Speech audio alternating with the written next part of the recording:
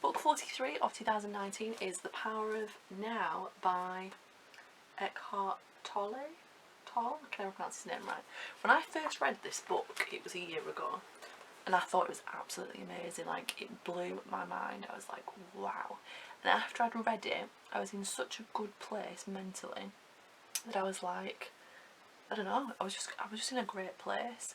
But then life happened and changed my mindset or whatever. So I thought I need to read it again. And I read it again and I was completely and utterly underwhelmed by it.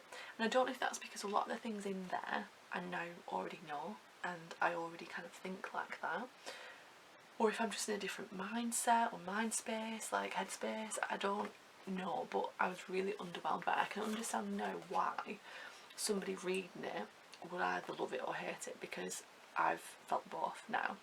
Which is really interesting, isn't it? And there's that quote, isn't it, that no two people ever read the same book, or no book's ever read the same twice.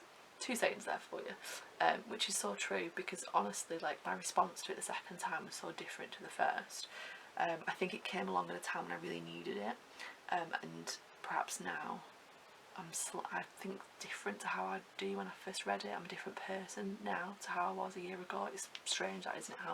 How a simple year can make you change your mindset so much. What I picked out from it this time was that he talks about there being pain bodies and how sometimes we can react in an unconscious way because of that, and he mentions the one to do with women, and how when women are in the menstrual cycle they tap into the pain body of women through the ages. And I thought that was really, really interesting, because whilst that might not be true and might not be very scientific, it might be something, but then I feel like I'm being very illogical by saying that. But yeah, I thought that was interesting that he picked up on that, or kind of had that as an explanation. He suggests that if you are present, then you're able to detect any resistance that you might have, and that it's actually the resistance which causes your suffering.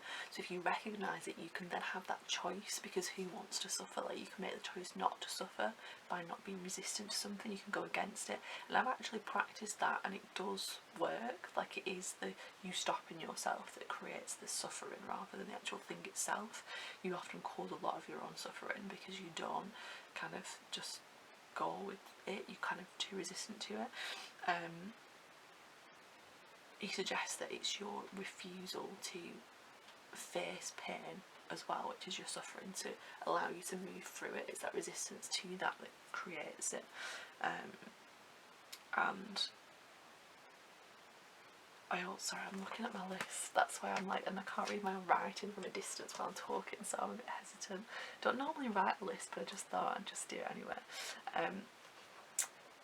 He kind of talks as well about how people who try to be right, people who try to kind of exert power over people, have actually been quite violent towards them, and that actually you shouldn't kind of be like that. If you are being like that, to change that in your spiritual practice. So that another thing he suggests is that, you know, judgment happens when, I was going to say judgmental, and that's what I'd say with judgment happens when you confuse someone's unconscious behaviour and unconscious, you know, relation to the pain bodies that they relate to with them as a person.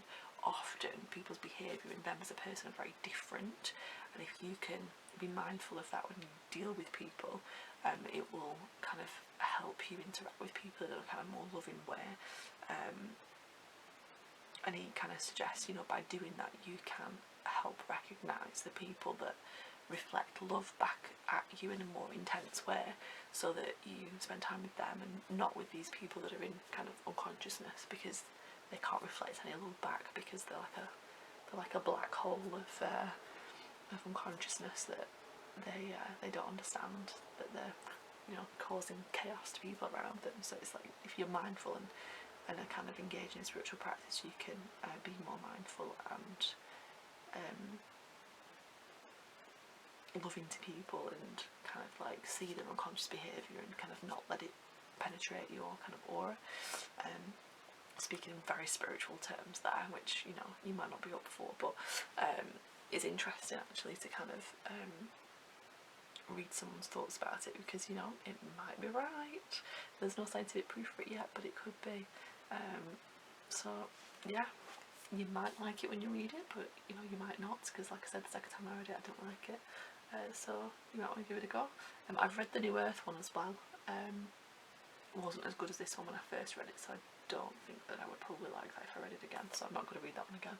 But he's wrote quite a few books, so if you do like this one, there's loads more for you to kind of read.